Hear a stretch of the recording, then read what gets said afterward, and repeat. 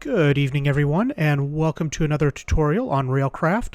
This is on signaling and going over the kind of the basics of how to do signaling and make sure that your trains don't run into each other. This particular layout is not quite perfect. I've got a couple of bugs that aren't quite worked out yet, but it will kind of give you the basic idea, and I've got one more set up in the back there that will show some of the other ideas as well.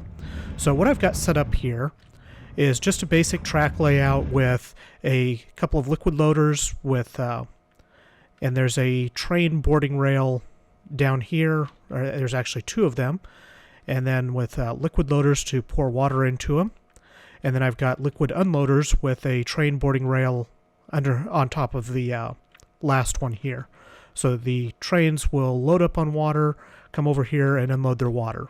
Now what makes this special is that I've got two trains running on this same set of track, and there's a passing section in the middle here, and what will happen is as these trains go, these signals here keep them from the trains from running into each other.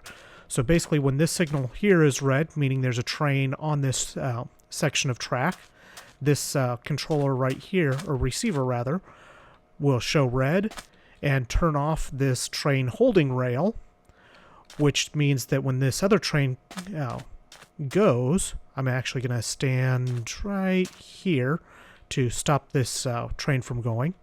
So when this train comes along the track, it's going to get stopped right there. And it will stay there until this train passes out of this signal block. So it's going to go on there, and then that train can actually pass and start loading up. So in order to do this, you'll need the signal blocks. You'll need the signal blocks are made with this recipe. And generally with Feed the Beast, you'll already have not enough items. So you'll be able to look up the recipes pretty easily, and that's really the easiest way. There's a lot of recipes involved. So you need block signals, you'll need signal block surveyors, or a signal block surveyor, you'll need a signal tuner, and you'll also need the signal receiver box for each holding rail that you're going to want to control. And we'll get to the signal controller boxes on the other side here. And basically what you do is you'll set up your blocks, your block signals. It has to be a straight segment of rail. That's why the track is actually set up this way. They don't currently work if there's any turns or anything else in the track. So any straight segment of rail will work. So then once you have your track laid out, you'll right-click your signal block survey on one of the block signals, and they can be on either side of the rail. And then you'll right-click it again on the other block signal that makes up that section of track. And you'll do that for each section of track that you want to use, that you want to connect to the controller units. Once you have your blocks set up, then you'll select your signal tuner, which is this device here, and you'll right-click on the block signal and see how it says it's pairing, and then you right-click on the receiver that it's connected to. Now, in this particular configuration, the receiver is just set directly next to the holding rails.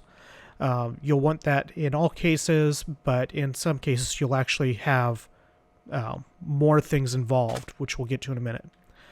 So once you pair the signal block with your receiver, you'll see that now the signal is red, and the block signal, or your receiver, shows the same color. So it shows red, this receiver shows red. When it shows yellow, the receiver will show yellow. So that's how you can control those, how you hook up the receivers. Now for a little bit more advanced example here, we have a straight segment of track that just goes, it's actually the same distance on both sides of this little siding. And then I've got two switch tracks that divert or that create this siding, and a passing section in the middle here. Now what makes this special is we've got a block configured on each side. So it starts right at the turnout and goes all the way up to where the cart is. It actually doesn't go quite that far because I wanted to be able to see this side of it. And the rest doesn't matter tremendously for this purpose. And it's the same setup on the other side, so the configuration is the same on both sides. Now, in this case, in order to make the carts actually use this siding, we need... Well, here's for the demonstration. You see the first cart that went by turned off onto the siding. Now, what makes this happen is we have... Oh, that was the other train, sorry. What makes this happen is we have both a receiver and a controller. And I always get confused as to which is which. So receiver has the arrows pointing in. So this is the receiver and this is the controller. And what we have here is two holding rails. And one holding rail is powered by this receiver, and the second holding rail is powered by the other receiver.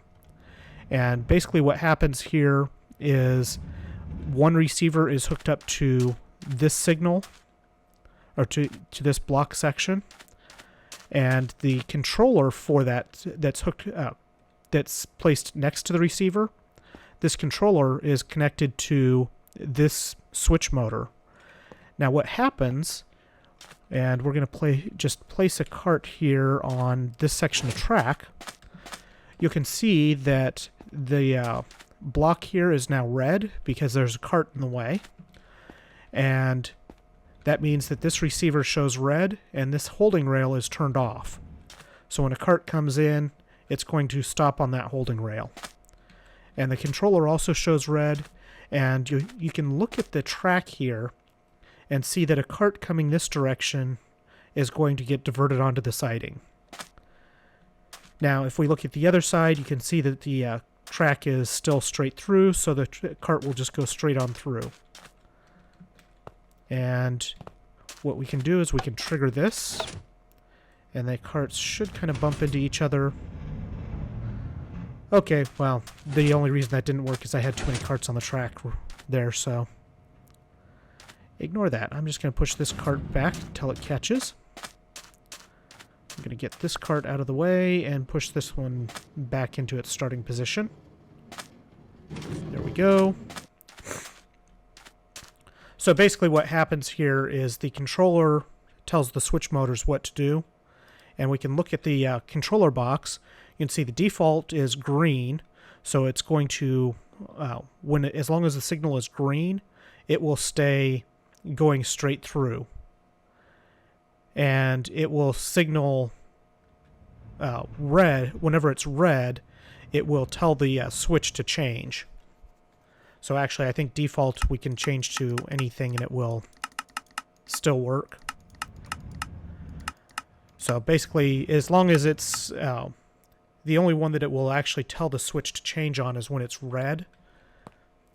So that's kind of the basics of the switches. And for pairing the controller with the switch motor, you just right-click on the switch motor, you start with the controller, and then click on your switch motor, and that pairs them up and gets them ready to go. So I hope this has been helpful. This is by no means all you can do with switching. There's really limitless possibilities on how you can construct this. This just means to get you started. And hope you guys enjoy. Please take a moment to hit subscribe and hit like and leave any comments that you have. I greatly appreciate your support, and have a great evening. Bye.